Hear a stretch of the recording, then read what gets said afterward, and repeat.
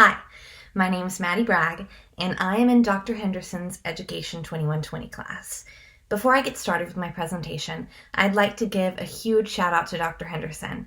She is a great teacher, and in the short time I've been in her class, I've learned a lot from her on what it means to be a good teacher and what it means to be accepting and welcoming to every student in your class. So if you see Dr. Henderson sometime today in the hallway or in a classroom, just tell her she's doing a great job because I know she deserves it. So now I'm going to get started and read my final paper, titled Children in a Nation Divided: The Influences of a Charged Political Climate on Today's Youth. The societal debate on what it means to be an American has consumed the United States since its very beginning, but the polarity of the topic seems to have skyrocketed in recent years. The ongoing disagreements between political parties on personal, ethical, and environmental issues are undoubtedly correlated with the continuous rise of support for nationalistic ideas among U.S. citizens. These themes have divided this country in a way never seen before, and, in this political climate, the odds of future generations having the ability to utilize listening and understanding skills is slim to none. This paper will discuss the impressionability of children when it comes to political topics such as nationalism and climate change. It will also dive into how adults can make it easier for children to be prepared for politically charged discussions, and how teachers can help their students navigate life in a nation so diverse, yet so politically divided. As a future elementary school teacher who is currently observing a classroom twice a week, I'm constantly reminded of how impressionable and gullible children are. I've talked to a lot of teachers about the joys and hardships of the profession, and I've heard several stories about their students, good and bad. One story will stick with me forever. A teacher I know taught a second grade class in 2010, and at the time was teaching her students about U.S. presidents. She prompted the class with a question: "What do you know about presidents?" One student yelled out, "The president is in charge of the country."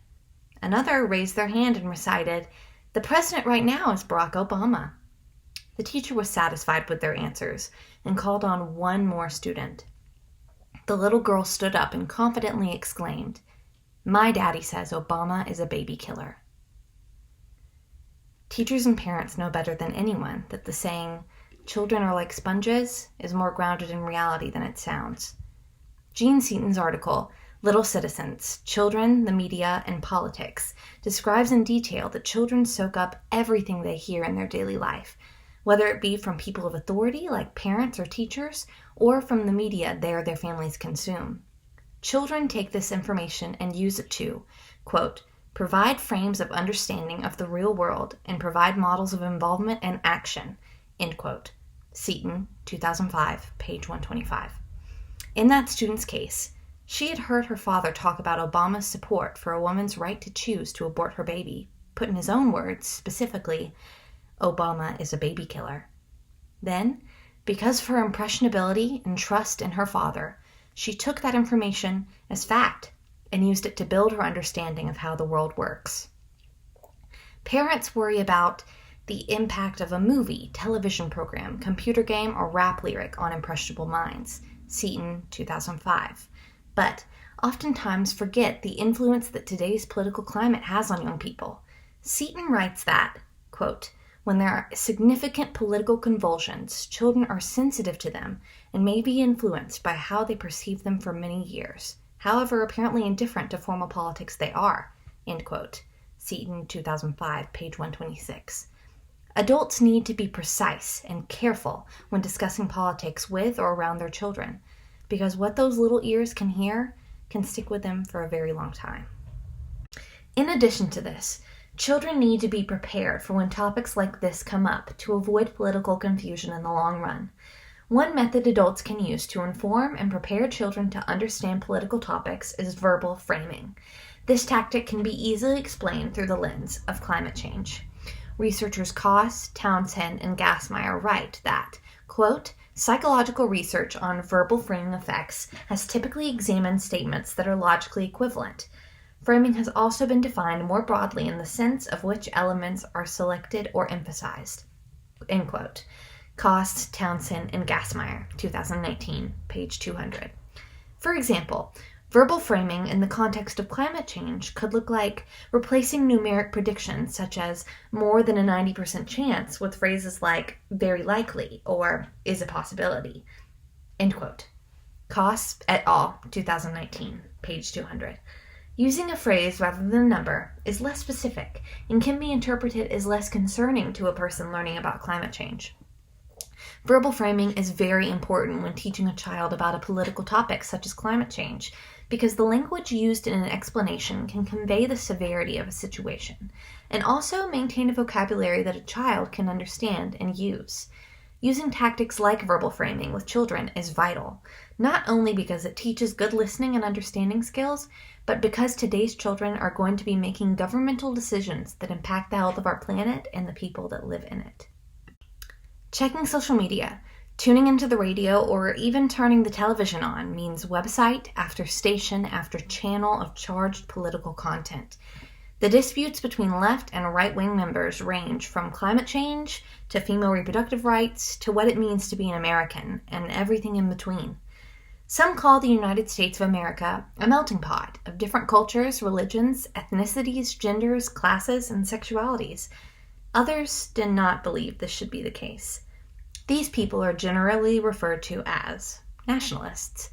Authors Whitehead, Perry, and Baker write in their article on Christian nationalism that, quote, Christian nationalism draws its roots from Old Testament parallels between America and Israel, who was commanded to maintain cultural and blood purity, often through war, conquest, and separatism, end quote. Whitehead, Perry, and Baker, 2018, page 150. The typical American nationalist can fit into the categories of Caucasian, conservative, and Christian, and has an inherent belief that being anything other than those things is un-American. Whitehead et al., 2018. This way of thinking is extremely problematic because it reinforces systematic oppression against minority groups that has been in place since the founding of the Americas. Support for nationalistic ideals is on the rise in America, but why? Whitehead, Perry, and Baker propose that many people who voted for President Trump in the 2016 election and continue to support him have views that align with nationalism. Whitehead et al., 2018. Their article opens by producing data from a poll that showed reasons why Americans voted for Donald Trump in the 2016 election. They concluded from the survey that there are 5 key reasons people voted for Trump, including misogyny or sexism, anti-black prejudice, Islamophobia, or more specifically a fear of Islamic terrorism, xenophobia, and anxieties from the white working class in the current economy. Whitehead et al., 2018. These reasons go hand in hand with nationalist thought, and this can explain why nationalist ideals are so prevalent in politics in a time where many supporters of President Trump show nationalistic tendencies. Nationalistic ideas can reach the American public through many outlets. Politically focused television programs and social media are just 2 of many modes of transport for nationalistic ideas.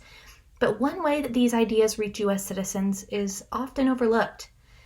Evidence shows that since the rise of the nation-state project of mass schooling in the 19th and 20th centuries, nationalistic propaganda could be found in school textbooks across the world. Academic authors Lurch, Russell, and Ramirez argued that while nationalistic emphasis is still present in textbooks, ideas like it are on the decline due to the rise of the recent globalization era. In their article, they say that when nation-states, quote, a mode of political organization emerged and diffused worldwide, end quote, Lurch, Russell, Ramirez, 2017, page 153, were becoming prevalent, mass schooling followed suit in order to turn a lot of people into a patriotic union by teaching about political heroes, national languages, and emphasizing a country's history as being more important than global history.